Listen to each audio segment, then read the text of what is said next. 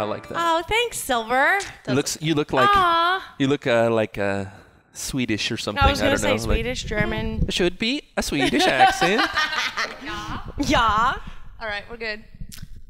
Are we on? Yeah, so tell us your story about Facebook. Well, first, this is episode 45 of Froning and Friends minus Rich Froning. But it's 47. Is that 47? All right, starting over. Take 2. This is episode 47 of Froning and Friends minus Rich Froning. Minus Froning. Obviously, we're here with the dynamic duo and Elly, and we're going to chat it up today, right? Yeah. You guys can start talking now. All right. No, Richard's abroad.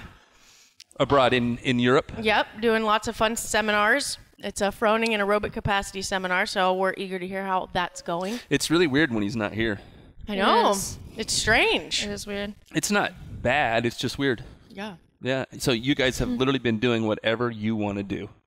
Weird. Yeah. It's crazy trying to come up with our own workouts because you think about just like very simple stuff that you should know. How long does it take to like bike 15 calories and all this stuff that like Rich just thinks through and like knows and just plans it out and knows like these 3 separate workouts are going to all end at the same time. And we're trying to come up with workouts and we're like, what is going on? It's like, so do we daunting. change this? We like debate this and that. And it's just like, well, it's not like you guys can't. So much to go into it's just that normally you don't have to. No. Normally And he's so good at it that it's just like effortless. Yeah. It stresses me out, so I just go to the, programming and steel workouts. You always record everything, so you have like a Yeah. bank of workouts for like years. But there's so many programs right now, so it's kind of cool to go in there and like, do I want to look at the gymnastics bias today or this or, it's pretty cool. I don't think people really kind of, if you haven't been here, you don't really understand the way that the training day starts. Yeah.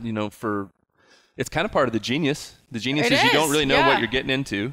And some people want to do the whole plan it all out for a week, but that's not what happens around here. You're kind of used to that, though.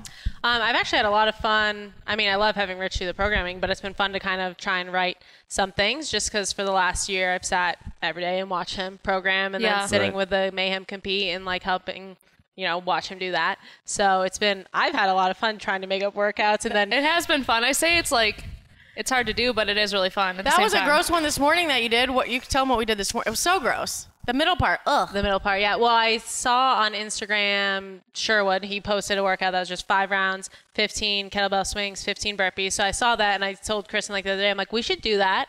And then I'm like, let's do a few more couplets like that because usually when Rich writes couplets, we're either like repeating it 3 times or like it's never doing different. So then we wanted to do parallel. We want to do parallel handstand push-ups and squatting. So we were like, we'll do another couplet of overhead squats and bar muscle-ups.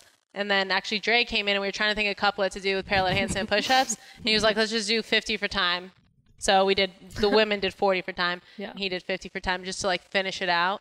Nice. Which was actually a good finisher. Yeah. Was that what you guys were doing when I showed up? Yeah. So sweaty in there. It's It like was being in a sweaty. hot yoga box. Oh my gosh, just our warm-up, we're just all like... It's good. Is it like It is so everybody's nice. kind of had some time off? Is it hard to get back into it for you guys? Do you feel less fit or is it what? It's weird. Not this week now, but like the last like few weeks, I was like, holy cow, like maybe this is it. Maybe I'm just done. I mean, because it hurts so bad when you come back. and that's the thing. Like, correct me if I'm wrong, if you guys think this or not. But like, for me, it's about like So the very first thing you say when you stop is like, okay, well, we're going to take out intensity when we come back and just.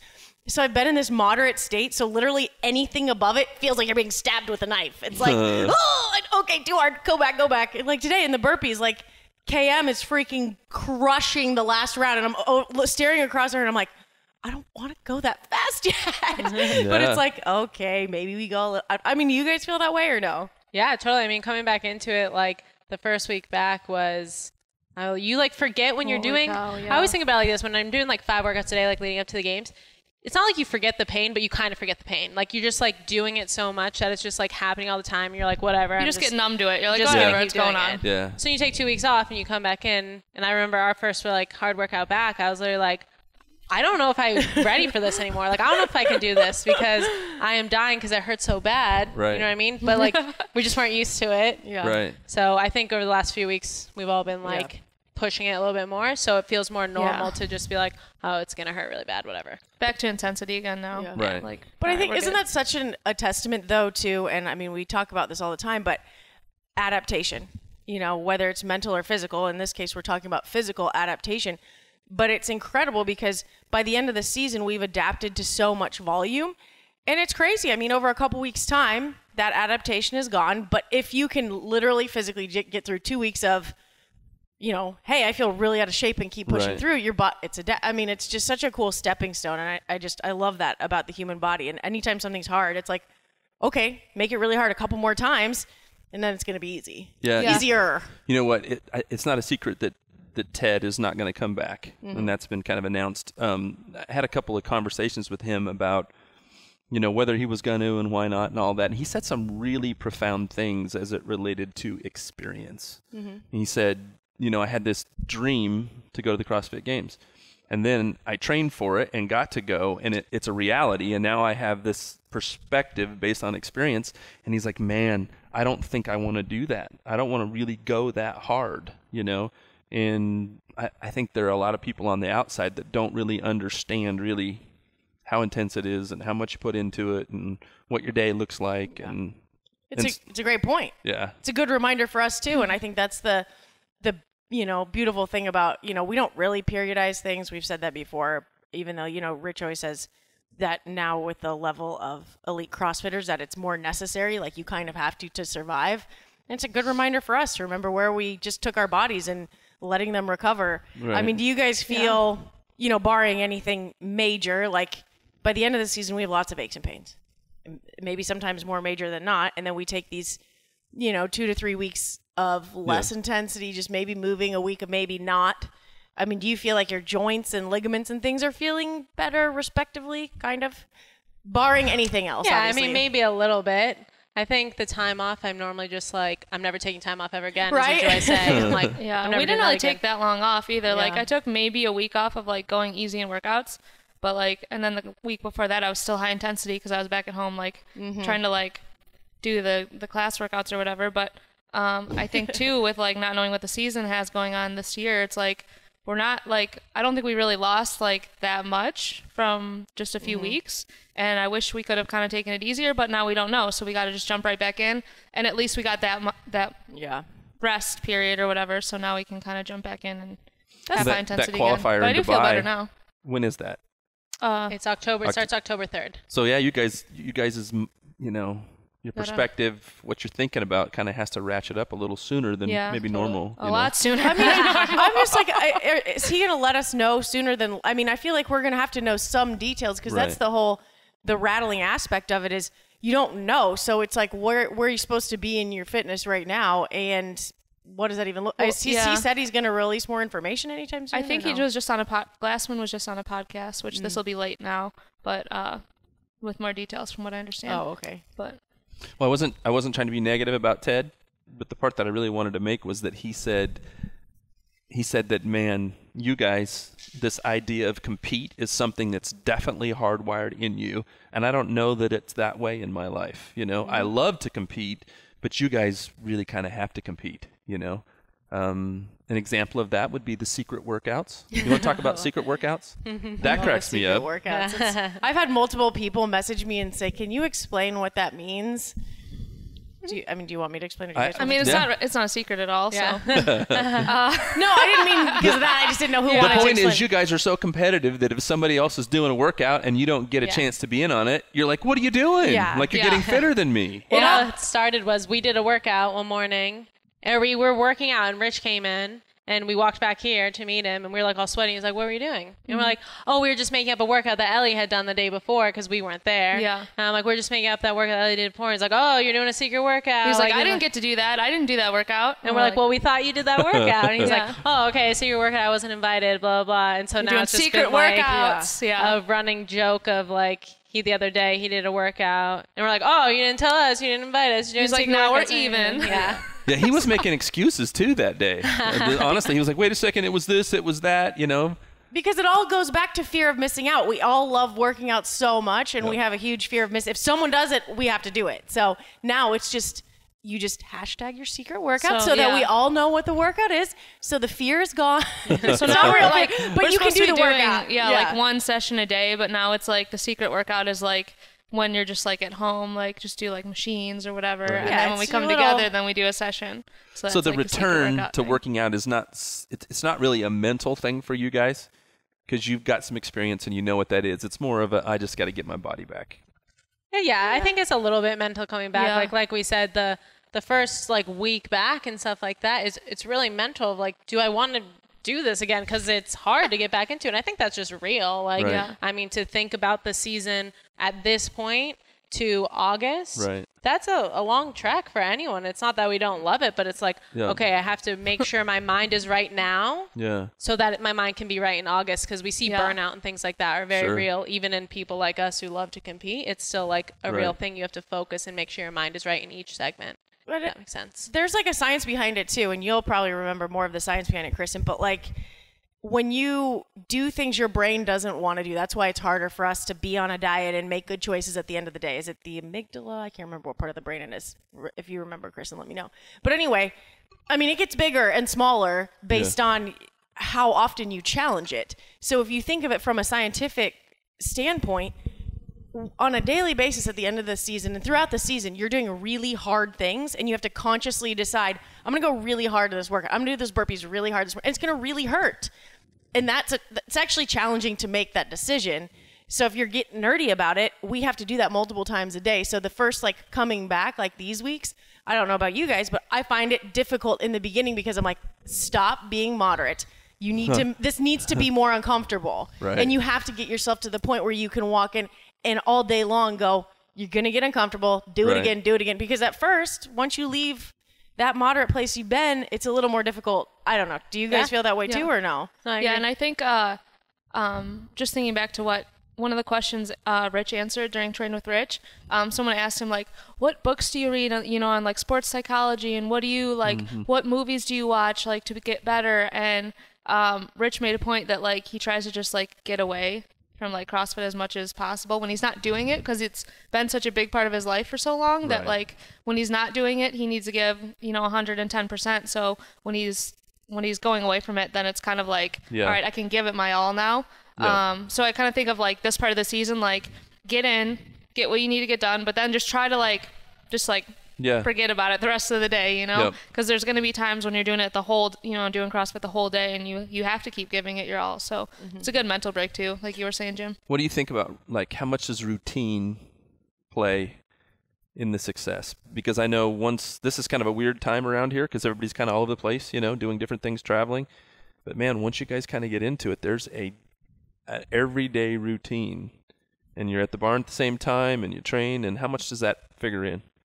Yeah, I think routine is a huge part of it. I mean, for me, I'm a very routine person, so I just we formed, like Chris and I already have formed, since we lived together, like a new routine of what we're gonna do. But I think that's just being comfortable in your day, making sure we get things done, because sometimes if we don't have a plan, it'll be like 4 o'clock and we've, podcasted or had a meeting or done whatever, and we haven't had a chance to work out, and then we're like stressing about the workout, when if we can just wake up and have a routine to do this, then get it done. That's why I think we work out in the morning, all of us. It's helpful because to at least get one workout out of the way, you've done something before you can move on. And then games training, obviously the routine is just live at the barn. Right. So, but I think that's also habit formation, like more than routine, and stating the same exact thing, because what we're trying to get our bodies through on a daily basis is so much. If you wait to the end of the day, you actually don't have time, because we have downtime between like super intensity or weight training or trying to eat a million times. So if you don't create the habits that will make you physically and mentally successful, then I the word routine, getting stuff done, but for me, I think more of like habit. Like we have to get ourselves there that way. I like it. On the more regular. What are your habits and routines right now? Well, because we were talking about this, because I've been working so hard on the mayhem mindset stuff. It's really taken me way outside of routine and the habits that I have in life. And I really do prefer my mornings a certain way, fitness at a certain time, even to the point where it bothers me to think about having to travel outside of that, right.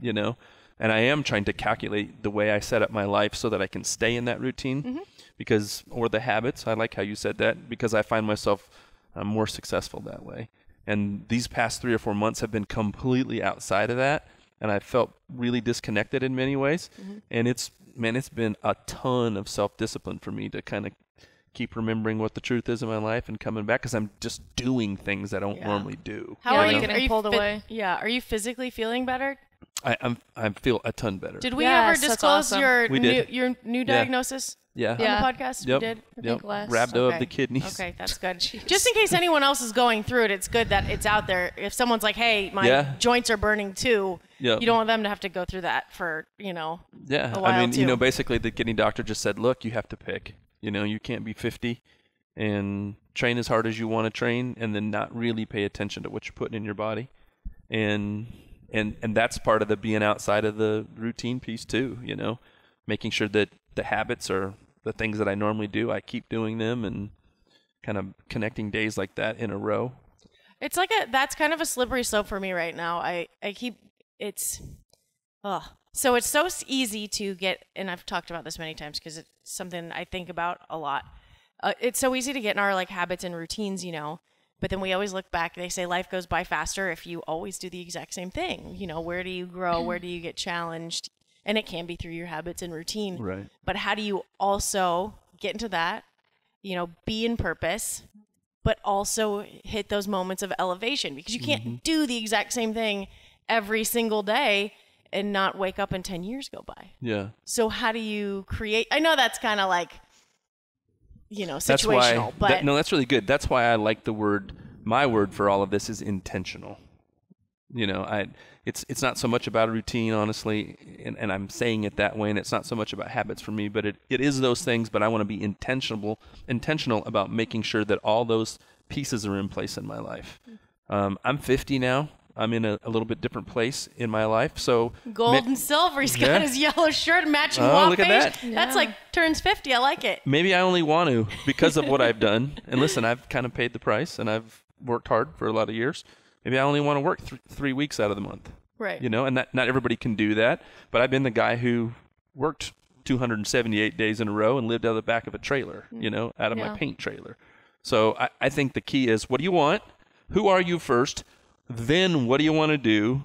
And then be intentional about that. And you need to build in time like what you're talking about. And we do. We actually do. That's a part of all of our lives. Well, and that's our routine actually does bring us a lot of challenges. But here's a question to think about for you guys is, when was the last time you did something you didn't really want to do, maybe, or was like a little bit uncomfortable? It's not that you didn't not want to do it, but it was uncomfortable, that you walked away and you were like, I am so glad I did that. Yeah. That provided something of some benefit. Like, you're getting ready to go to Hawaii. I'm sure like it's uncomfortable traveling super far, but you're going to come back and be like, that was amazing.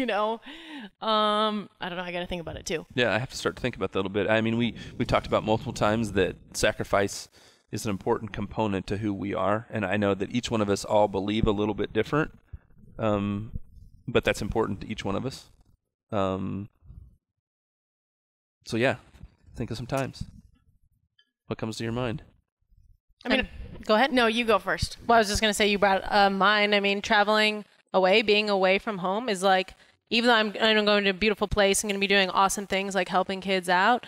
It's scary for me to be like out by myself for like a week, just like on my own, away from my habit routine. Across the country too, no less. It's far. It's far, but I know it's going to reap a lot of benefits like spiritually for me, I think, and just like growing as a person and be able to, like you say, sacrifice, help people some way that I otherwise wouldn't be able to do.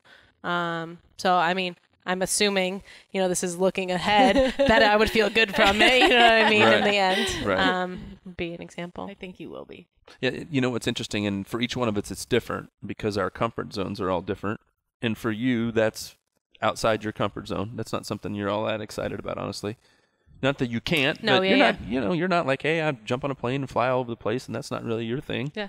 Which is cool, That's not my deal either, honestly. Yeah, I'm a homebody. I'm like, just like to be in the same spot all the time, which is not necessarily good. It's like a tough time of year to do that too, because now that it would normally be like lower key, where it would be like easier to do that. Now it's like, oh, we got to ramp up. Like, what's going on? We don't know. Right. Yeah. So it's like kind of that does change the stress levels a lot. Yeah. Whereas if our season was March, like normal, then it would be so much easier to be like chill. But the good news is you're on a CrossFit trip with crazy CrossFitters. So it's like if you were going across the globe with people that didn't understand you, I would be like anxiety. I'd probably be like shaking. But the fact that you're going with elite CrossFit athletes, you guys will lift palm trees and coconuts if you need to. It's going to be an awesome experience. I'm really excited. For me, it's probably, I think you guys know me now as a person who's willing to be in conversations with people. Like I'll stop and slow down and be in a personal conversation, and I'm super intentional about that. The last couple of months, man, I've had to, like, because I've been working on other things, I haven't wanted to be in personal conversations like I normally do, to the point where I've been a lot of energy, a little bit annoyed almost, probably, where somebody at the coffee shop wants to stop you and have something to say. And I'm not talking about, I don't want to sound like an idiot or a jerk here. I'm not talking about people who are excited about what we're doing. Right. I'm just talking about my everyday kind of life. Just to remember to stop, slow down, be quiet. What you're doing is just not so important. It's just not. And things don't have to be done a certain way. Yeah. I started living my life saying that this had to be this way over the past 3 or 4 months, and I've not done that in years. It doesn't have to be a certain way. It has to be me, believing in who I am and what my values are and what that purpose is today and then the next day. And I got really outside of some of that, and it put me in an emotional spot where I'm like, I don't need to be there anymore. I gotta get that under control and aim at my truth and be back in the space that I'm supposed to be in. Well, and it's challenging too, because one of your, I'd say B, and you, you have the language down, right? But is your ability to communicate with others. You communicate with us all the time. You have hard conversations, real conversations with us, and with people. You attract that. I don't know how people see you and they're like, I'm going to go tell them my life story. Yeah. And if you're not feeling good, then it's almost like you're like losing that gift a little bit. And it's, or you have a lot of stuff to do and you're like, holy cow, they're stopping me from getting it done. Yeah. Because it's like having an actual list, and that kind of reminds me too, like for instance, like we had Train with Rich this last weekend, which I love Train with Rich. It's so much fun. It's so much fun talking and learning from the people, but talking about being intentional, like I really try, it's a great opportunity to meet people and hear their story. I love that. Yeah. And so I try to be intentional about going to people, regardless of how difficult it is sometimes to start conversations with people, start a conversation and get to their story, right? Yeah. But say you're coming off a bad day, or you're angry, or you're hangry, any of the above, that can kind of thwart that experience, and you only have 3 days to do something like that. So, to your point, being intentional about those things, it's easy to get caught up in everything that's going on. Your list this long, or your new project, or whatever it is. No, absolutely. I completely 100% agree with that. I was going to say, just going along with what you just said, that's probably one of the things that kind of like I stepped out of my comfort zone, just because I have a hard time, like just reaching out. Like I love Train with Rich and I'm having like the greatest time ever, but just like when we were standing before that workout and Ted was like, just so you guys know, it may not seem like it, I'm having a great time. That's like me, but I'm just not like really extroverted. So I have a really hard time just like walking up to people, and I try to be open, and I think I'm not as open as I'm trying to be. So I'm like trying to figure that out too. Cause I'm always like just sitting there quietly, like listening to what's going on. And then, so I used to get in younger days, I used to get people that would say they would avoid me because I looked angry. And it's that wasn't it at all. I was just super introspective all the time. My brain is always thinking. I'm always analyzing something and thinking, and I didn't do a good job of making sure people understood that I wanted to be open. Mm-hmm. And as I got older, I got super frustrated because I really wanted to be in relationships with people. I really wanted to say hi. I really was interested. Right. But my demeanor didn't represent that. And because maybe because I was a little bit bigger, or I had a flat top, and so people would say you just look angry and mean or something like that. I had to work really hard to put on more of a smiley, hey, how are you face, be a little more warmer than what is probably my nature. initially. I love to be in personal conversations with people I can connect with. I'm not very good at going into a room with a bunch of people I don't know. Right. I'm really kind of backwards in that environment. I have to really force myself to be, hey, buddy, how are you? You know? Well, and I don't think, too, like, also to your point, Kristin, is like, sometimes people feel more comfortable not being necessarily like, you know, ran up to and talked to. Like, I mean, I think we have introverts and extroverts and ambiverts for a reason. Yeah. And I think your presence in that way can make a lot of people really comfortable or feel comfortable going to talk to you because they know that they're not going to have to like chit chat. Because I know a lot of people that are like myself, like sometimes chit chat drives me nuts. Other times I can talk to a log. I don't know. But, you know, like, but so true. Right? And I know people that despise chit chat. So, I mean, I think that's just this great hybrid environment of that too. Of having a bunch of people there. Yeah. Yeah. That's why it works so well. Yeah. Can you, it's be kind of like being in like a football situation if everyone's on the side yelling in your face. Right. Nothing against football. No, I agree though. It's that kind of intensity. I know it's like what you're talking about. You have to understand that about yourself and then push yourself outside of that comfort zone. Yeah. And that's a perfect environment too because there's so many new people coming together. And I mean, that's got to be scary coming to train with Rich. Just like by yourself. Yeah. Imagine. You're working out with the fittest person on earth and a bunch of other people that you don't even know. Nor their fitness level. That's a great guy. So it's harder for them. I've told the story of, you know, when Rich said, hey, why don't you come around? Why don't you come to the gym? Like 3 or 4 different times getting to the gym and then leaving. Because it was just you guys and he wanted me to come train. And I'm like, I don't belong in that space. And that wasn't what my value was. But and I hadn't done that in years. I was really comfortable with who I am and don't really care, honestly, other than, what? Go train with those people? Are you kidding me? I don't belong in that space. So for people to fly in here, I totally understand where they're at. Right, yeah. Oh, for sure. Even like my first few days in CrossFit too, I was like, I don't know. Like, I don't know if I'm going to go in. That's part of the... It's so hard. I mean, I don't know, train with Rich is a weekend where people from all over the world come, fly in here, and literally you just work out. That's all you do all weekend long, you know?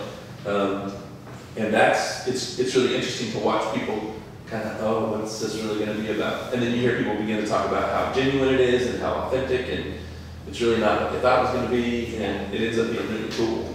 But yeah, showing up for that initially, not knowing. I still have so much respect for the conventional CrossFitter. Were you guys not nervous when you just like used to, back in the day, walk into your CrossFit gym? Like, it took a couple of years before you like had a crew. I mean, walking into a group of people you don't know necessarily who's going to be there, like a little intimidating. Yeah. Totally, yeah. I started a smaller gym too, so it wasn't. Sorry. No. No, I'm just saying that's part of the thing that pushes people away from CrossFit is the fear. And like I've worked with a lot of intro people when I was coaching coming to CrossFit, and it really is the biggest thing that stops people from getting healthy is the fear of other people judging them or the fear of people watching them work out. And it's always like a constant reminder of like everyone is here to get better for themselves, and nobody's looking over at you like, you know, see what you're doing. Like it really is, and I think that's what is cool about CrossFit too. Is like the no mirrors thing. Like it really is a place where you can come in and just focus on yourself because it's you against yourself, and that is the draw of like the gyms. That it's like very pushy. People are like,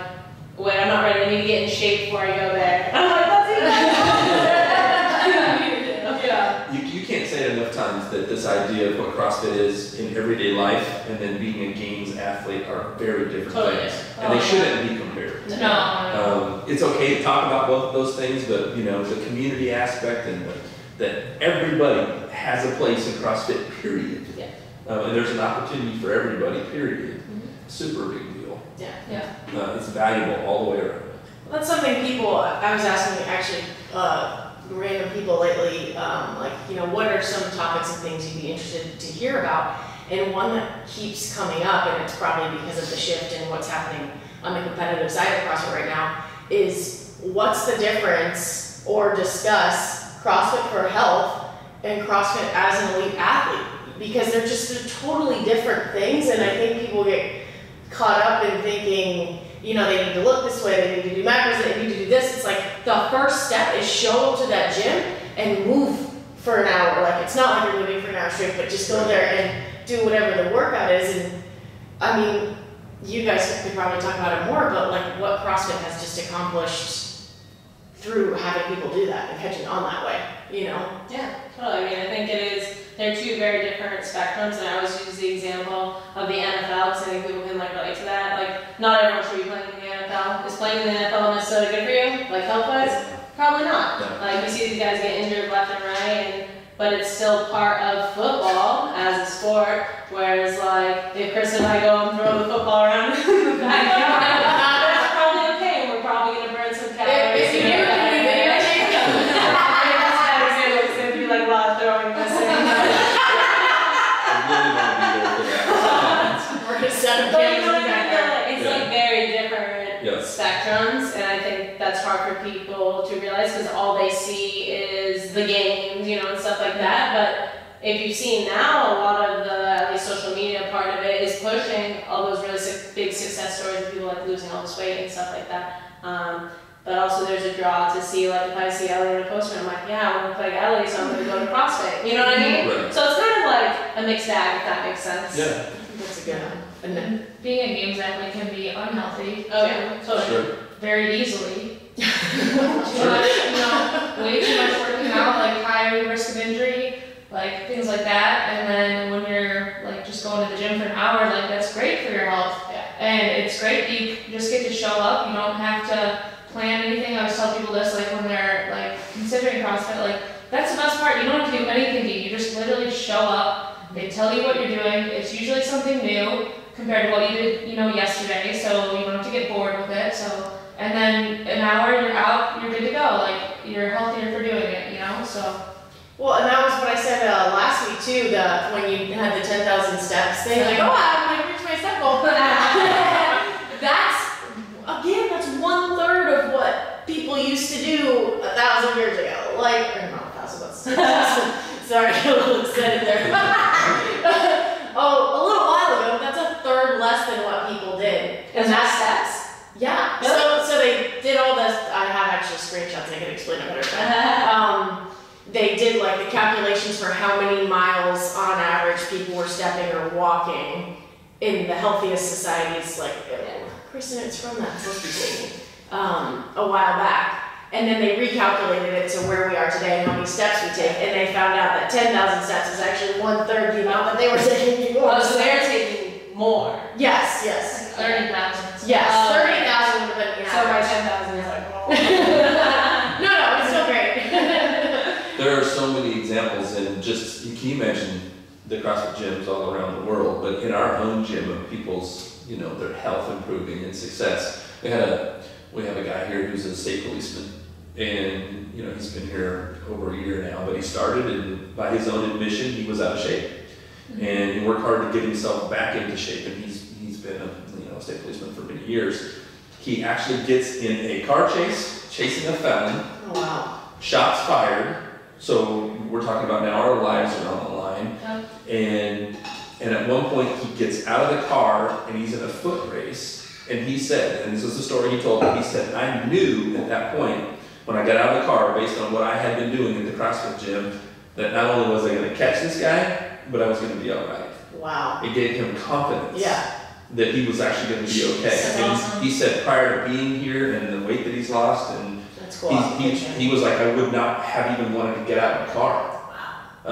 That's powerful. Yeah. And That's now we're really talking cool. about life changing, Yeah. life protecting, life saving. it's awesome. So we hear a lot of stories like that, and that's a big deal, and we need to Yeah. make sure that we say something about that when we talk Yeah. about CrossFit. Totally. I mean, that's the 99% of people who do CrossFit is for health, right? Health and longevity, and that's why we all started doing it. Yeah. So, In my own journey, I call it now staying in my lane.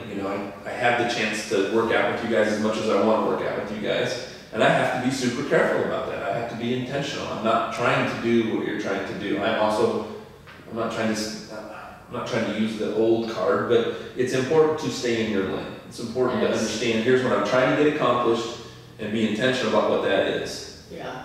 I think that's important even in competitive CrossFit too. Yeah. Because it's so easy to get wrapped up in what everyone else is doing. I mean, obviously, social media, whatever, even when you're just competing, like, oh, there goes that team, like, darn, like, I'm not going to catch them, you know, or whatever. There goes that person, they're going so much faster, but, like, there's a lot of stuff that can get done in a workout, and you can catch them if you just do what you know you can do. Yeah, absolutely. Do what you're prepared to do. Yeah. It's mind-blowing to me, it's so comical, my brain is so funny, that if you were in a setting and you were working out by yourself and you had like a sharp pain while you were doing something, you would stop more than likely, probably.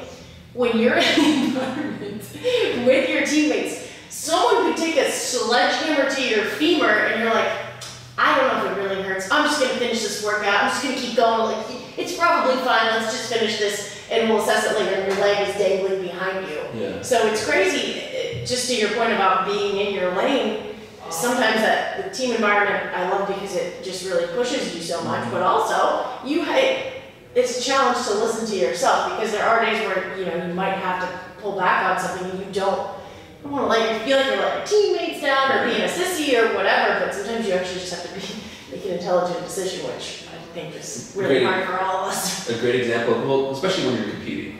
Yeah. When you're talking about competing, it's a little bit different.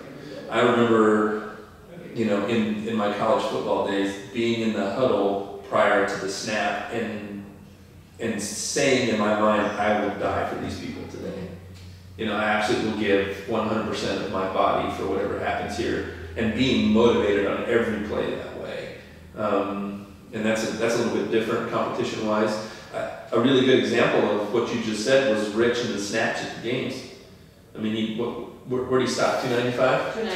290. And he could have went up. Mm-hmm. He absolutely could have went up and done something a little bit different. Maybe try to put up the big 300 number because he hadn't done that in a while. But he stopped. I think even when you were snatching, there was some thought into that too. So that's important. Yeah, I think it's just maturity. Like, you grow from all of us competing for many years now. Mm-hmm. You know, what's worth it and what's not worth it and what's actually going to benefit everyone else. You know what I mean? Especially being on a team this year, I learned a lot about, everything I'm doing is 100% for these other three people. You know what I mean? It's not about me snatching. Yeah, it would be really cool if I went and snatched 210. Yeah, but is it worth the risk of maybe hurting myself or for 5 pounds? No. So, I mean, I think it's just a maturity that comes from that. Was Rich just showed, he knows his body, he knows what he needed to do, and that was it. You know what I mean? He doesn't need to do 300 so everyone can be like, woo, right. 300. Right. You know? Yeah, he was obviously capable of it, but he doesn't need to prove that technically. Right. Yeah. Your experience in Rich's is kind of the same in that you were both individual athletes. Prior to being on the team, and I've heard him tell a story, and we've talked about it, where your mindset and your mind frame had to change a little bit coming from an individual to, hey, wait a second, I don't have to necessarily do all that. Mm-hmm. You should share that a little bit. Yeah, I mean, I think individual team is very different, at least for me, where I felt like team, I thought when I was coming to team it was going to be easier, to be honest. That's what I was it's going to be a little bit easier, less stress, and the exact opposite happened. It's way more stressful. In this group, it's way worse. Well, I think you don't want to let anyone down, and that's coming from all of us. You want to make sure you're as fit as you can possibly be, and you're doing your job so that these other three people can perform to their best ability too. So I think from a pressure standpoint, it was a big shift of I was feeling pressure that I'd never felt before. That was 100% self-inflicted of me just not wanting to let anyone else down. Nobody was putting pressure on me. But I just so badly wanted to, like you said, die for I will die for these people. I'm gonna do everything I can so that we can do whatever we can do, So I think that transition was eye-opening, and then just learning how to push differently in workouts, because it's I feel individual I was just so comfortable with, because it's whatever I can do, you know what I mean? It's just what I can do all the time, whereas if Elly and I are going back and forth, or Kristin and I are going back and forth, I'm going to be do more than I can do, and then hopefully hang on, Yeah, it's always red line, and then try to get back. Try to get back to working capacity before you have to go again. Yeah. And I had the same experience as Tasia, when I started on team a 6-person team, and then the next year was 4-person, but even on 6-person, I was this is gonna be easy, whatever. But holy cow, yeah, it's so much high intensity, and then I always think when I'm on a team, I'm gonna go faster than if I was by myself. Like even when we do the workouts that are individual, like someone is waiting for you because you're going one-to-one back and forth with them. So you know they're watching you and you're like, well, I mean, why am I still standing here? Like I would think that to myself, but then I think there's other people standing there like thinking, why is she still standing there not doing anything? So I think like there's huge value in working out with the team all the time, just because I'm just gonna try harder automatically. So yeah, that's awesome. awesome. That's what's so cool. I think there's like a flip side too, though, is like learning, like, yes, we're gonna give as much as we can, but we also have to be smart, which I remember like in one of the first workouts I did with Rich, I went like full red line like the first like 2 minutes of being married, and then just like completely imploded. Where it's like, I can't do that either, you know what I mean? I need to be mature enough to learn that like, he's just gonna have to rest a little bit longer so that I can be ready to go, so that we don't just completely implode. So it's been like a learning experience out there. Like that's really good that you said that, because I think you had said to me, you know, like I don't have to do it all. I'm on a team. Yeah. You know, we have to pay attention to what I need to do. Right. Which is really, really good. Which that's just like the maturity of like, you know, working out with each other has helped a lot. So him too, you know, Rich is never gonna be holding me back, you know what I mean? Right. So it's like, I have to be in my zone of doing what I can do and not getting wrapped up in like trying to do what Rich can do, you know what I mean? Because I'm not Rich, so I'm gonna have to just focus on that. And I think that's something by the time we got to the games, I had like finally learned, you know, like, and that was awesome to experience that and then like live that there. I love how your story of I will fall from the Zeus rig is like one of my favorites, because that really matches your heart. And you being on a team, it elevated you. I mean, you got fitter. You're better in that space maybe than by yourself. That it really plays into who you are in your design.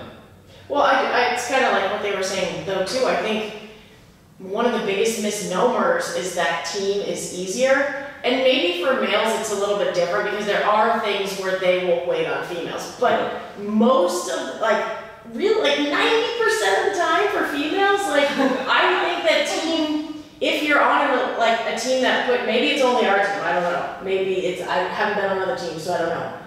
But I think team is harder because you don't, if your personalities are like ours in any way, you're dying for your teammates and you're gonna go 10 times harder, because if you're individual and you fail alone, well, it's just you failing. Yeah. And you're not letting You're just letting yourself so, down, not 3 other people or 5 other people or whatever it was. So. But I think teams end up with those, I don't want to say selfish individuals, but they're people that just don't actually care about the other people, and those are the ones that are fighting and this and that, and oh, should have been this way, and those are the ones that don't succeed. Right. You know, and I think that's the difference. I think another key component to the culture of this team is that everybody is expected to do their work. It's not that you're going to cover down and have each other's backs for sure. That's going to happen, but you're expected to do your work. I know one of the there are lots of comments about the swim event, you know, and Rich is way out front in swimming, and you two come from an environment where swimming was something that you were working hard at. It wasn't one of the skills that you showed up with and that you were an expert at. So that was something that you went to the lake and No, for real. And people were like, man, why did he leave? Why did he swim off? And then listen, his expectation is, and everybody's expectation is, you're going to go for it. Get in the water and do your work and get it done. And that's a whole other kind of level of competitiveness too. Yeah, I think that's just us knowing each other, because it never even crossed my mind that Rich should say back. Like, not once did I even think that someone would think that Rich should say back, and I don't know how he would help me if he let me hold on his foot. That's incredible. So I think just knowing all the swimming we had done, it was like, I'm gonna do what I can do right now, and that's what it was. Yes, it was not any gold medal or anything fantastic, but I survived enough, you know, and then next year it'll be hopefully a different story. I mean, shout out though to you both and what you did in the pool, and I really wish we had a video of day one to the CrossFit Games, because what they did at the CrossFit Games was nothing short of incredible. I'm not just saying that because you're my teammates and I love you. I mean, that is like hard truth. Like, being afraid to be in the water, moving slow. Like, you guys were swimming, really swimming in a crowd of people, and you performed excellent. Like, it was so amazing. Like, but the amazing thing is, in a team environment, that when it came time to snatch, that's your deal, man. That's your jam. There's big weight going up. you know? And in the events where you were running, it was happening. You were passing people in those spaces where you're super strong. And that's what's cool about being on a team is you get yours when it's your time, and then the spaces where somebody else carries the weight, they carry the weight. Totally. And that's what's so cool about being here too is like you don't get overwhelmed really by something that you know is like a true weakness. Like you know everyone's gonna work on it. And granted, you might have to work on it like multiple times a week and be like, holy cow, like why am I doing this? But then when you look back and you're like, yeah, that was really good. Like I needed that, just like swimming. Like honest to God, last year before the switch to the CrossFit Games, I kid you not, I didn't sleep. Like I thought about just not like I was like I don't want to do the CrossFit Games because I want to swim. Like I was that terrified of swimming in open water with that many people. So then this year I was like just fell right asleep like the night before. No problem. Like baby, it's gonna be what it's gonna be. Like I felt good, and that's like thanks to everyone here that like volunteers their home so we can go swim and all that kind of stuff. But like just everyone, you know, coming together and just like helping us out and just being like when we first went for our open water swims, like, hey, you know, just do what you can do. Like get out there, like not, oh, we're gonna swim 5K, like you better do it, or you're kicked off, you know, or like something like that. So it's like it's such a supportive environment that like it makes you want to get better.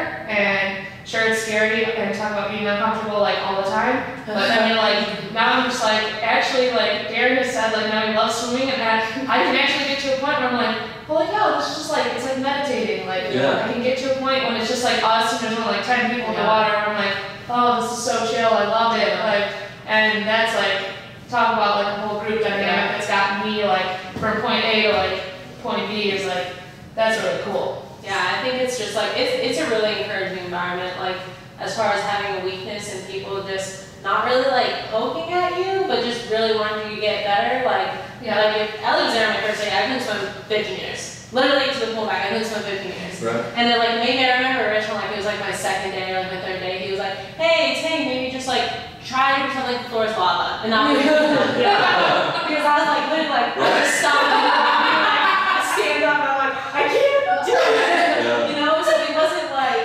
you better do this. He's like, maybe let's just like pretend like you're 5. You know? See if we can swim 15 years that way, you know? And now I think about, we swim repetitive 15 years, you know, and more than that. We're doing like, we swam, I don't know, our friends, like maybe like, 1K or something.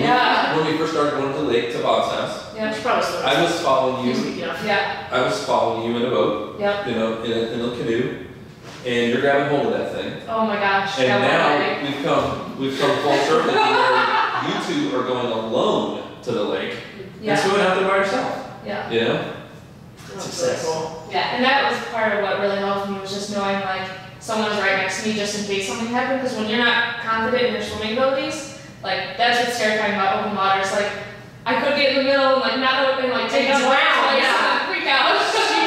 So that really helped. And then like you said, when you're following me, and then after a while I was like as long as it's like pretty calm, I'm like, all right, I don't even need to check in and see if anyone's following me. Like I'm good. Like I can do this. Yep. So. And it's cool to have each other too, like, cause we're like, oh my gosh, I love so much. So I'll be like, I'm gonna go to the end. She's like, oh, okay, I'm gonna go to the end. Like she's not gonna go to the end if I'm not gonna go. You know, like we push each other to like try and get better. So. I don't want to give away any trade secrets, but part of the genius that happens around here is that every day you face all kinds of unknowns. You don't know what's getting ready to happen to you today, and you have to show up in a position where you're like, okay, we're just doing what we're doing today. Heck, you and I were on the ride, 30 miles we're doing on the mountain, and a storm comes in, and Elly and Rich already rode out ahead. Yeah. And you know, you're literally like, look, this storm is rolling in, we see it. Yeah. And then it starts raining, and I think I know a shortcut. And we're like, you know what? We're gonna be just fine. It's gonna be fine. It's gonna be fine. Yeah. I'm glad you guys were saying that because I was like, Rich, we're gonna die.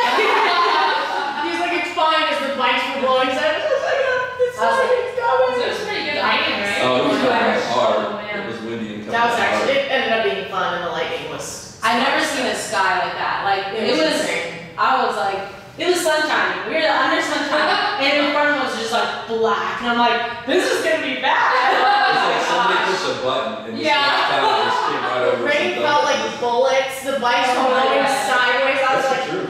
this is crazy. the whole time I went hunting with Matt Billings, and they live up there on the mountain, and so I knew there was this shortcut road. Otherwise, we were going to have to go all the way down and then up the face of the mountain, that's the hardest segment in the rain. And I was like, oh, so I missed it, right? I went down some we little. went down like a dragon. I'm like, that's not it.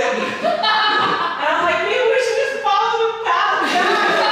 They're gonna come pick us up if we just stay on the road.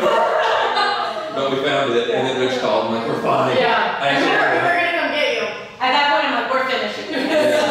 I was like almost offended that he called. Like, what? I'll call you when I need you.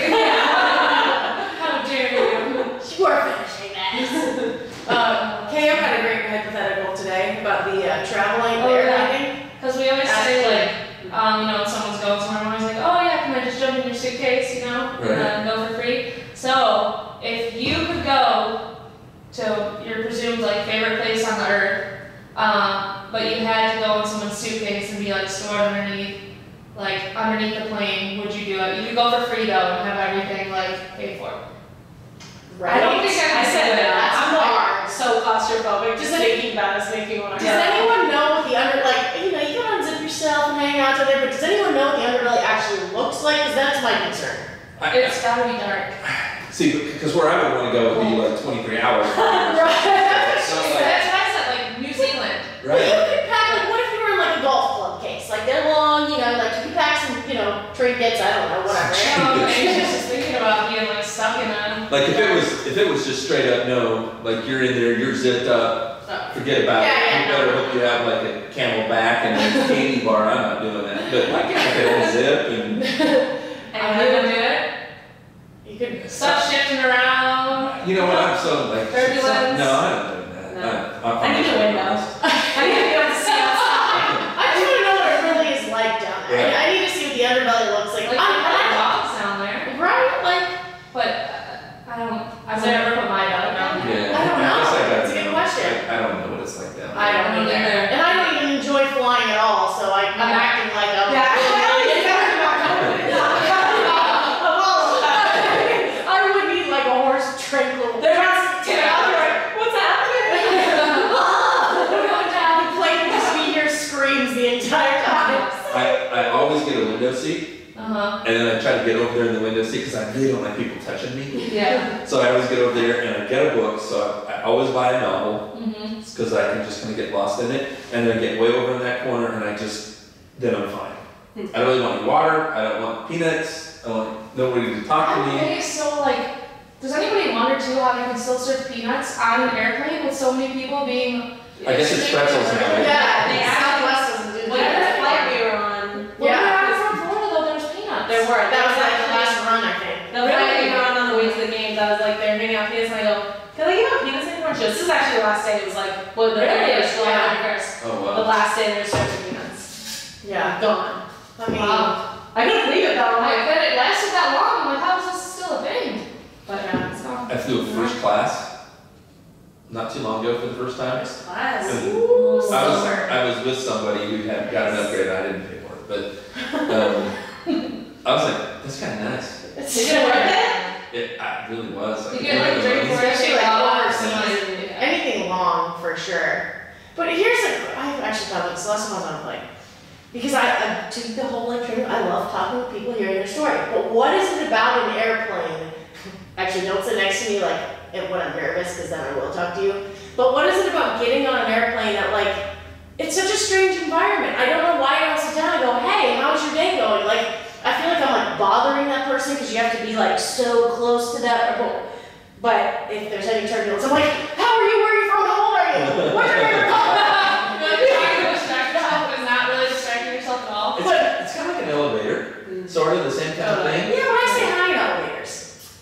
I really don't. I think I it try is. to, but Yeah. It's a very. I acknowledge the person, but on Right. planes, legit, they're reading your magazine, you're reading their book, you're analyzing what's going on, but yet you pretend right. I feel like it's where you can truly live and however you want to be. If you want to be Chad Cathy, go for it, because that's you, and you do it. yeah, but they're stuck next to you. They don't have a choice. They are imprisoned adjacent to you. They don't have a choice. Or maybe they just lucked out. That's the best seat on the plane. Right next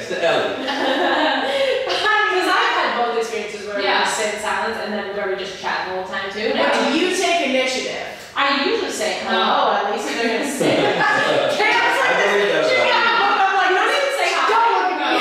You know, they just sit down. I don't say hi, but remember the flight, what was that, back from Florida? And I was talking to that guy, like, when we were landing the whole time. Oh, yeah. And she didn't even try to say hi. Because I was sleeping. On the way to the games this year, all of a sudden his family asked Tasia to move, and she's so polite. They're like, basically they needed to sit there. One seat left. Wait, last seat in the back. Between two dudes. Between two very big dudes. And I'm like, literally, of course, this woman and her son, she's like, I didn't understand what she was asking. She was like so panicked, and she's like freaking out about sitting next to me. I'm like, you can have the aisle, and like, if you want the aisle, you can have the aisle, I don't really care. She was more that her son, her little child, I would see behind her, she didn't want her child to sit next to me and her to sit back there, vice versa. So she was like, understandably, I'm like, of course. I would be like, no, send it back. I'm like, okay, I'll go move. See, now this is bad of me, but that's one space where I'm like, Really? I'll pick this freaking seat. Silver, you would not send a child alone to the back of the No, plane. I wouldn't, but man, I'd be like, whoa. The best part though is like the flight attendant's like, is anybody willing to give up their seat? And it's like me with the one seat next to me. So I'm like, yes. So we laughed because then, like, we were like a couple rows up from Tasia, and we could just sit, listen to her talk. Chat. Great time. Just chat the whole flight. It was fantastic. Great job. So it ended up being a really good experience. The guys were like very nice, and We were gonna see you. We were kind of hoping, like, would she have a wedding proposal by the end of the flight? No, they're both married with children and gotcha. very kind gentlemen. So yeah, it ended up being fine, but it was just a funny situation for sure. Like, anyone want to give up their seat for the one seat that's left? Was that where the guys that we saw at the grocery store the other day? Was that what it was from? I don't know. Maybe. I don't think so though. Okay. But they were very nice. I can't remember. I saw someone at the grocery store that evening. Like, I feel really bad. We're flying together. Oh. Hey, listen, grocery stores, I went to Publix. Mm-hmm. Not that cool. Blasphemy! Silver at the top 5. Seriously. I just I walked in there, sorry. I thought there's a Publix in Cookville. Unbelievable. Supposed to be a big Everyone's deal. being blown because of the public. It's not that cool. It's a grocery store. You are missing the point. What's the point? The point is there were a bazillion people in there. It was Then you need to pick a non-peak hours. This is your own fault. everything was Okay. not cheaper. Time out. You're looking at this all the way. I could right. not find the creamer that I want over at Food Lion. You are stressing me. Like, okay, first of all, You never go Publix back? started. It Never. started in Florida, in Lakeland, Florida. Just so you know. So what? It's the quality of the food I didn't at have the to, prices they're offering. So the Greenway section is an organic section, and it's super affordable. Like, it's a higher food, like the quality of food in Publix is fantastic. And have you had a Publix stuff that even lived? I talking about? No, I don't know. Kroger sushi's pretty good. She Yeah. says Kroger sushi's better. Have you had? And then on top of that, I was trying to get out of it. We bought something. They didn't have anything that I needed. And then some kid wants to push my car out to my car. Will you And look, sign- I respect that for somebody who needs the help, but he argued with me. Oh, push it out. No, you won't. Yes, we will. No, we won't. Someone just said that too. Like, someone You're was trying like, to nicely. They don't have to No, take they it out. said I tried. like they were with their family. I'll display that. I can't remember. It's like mom and dad and the kid, and they're like, the kid's like, no, I can take your car back to your car, and they're like, I mean, I think we got it, and he's like, no, I can help you, and they're like, no, we think we got it, and he's like, no, I'll help you. I think they shouldn't be forcing. They should have the offering's fine, but you don't need to like. Maybe That's a I'm language barrier or something then, because I've been to Publix for decades, and you just have to kind of say, no, I'm taking my car. I will never go back.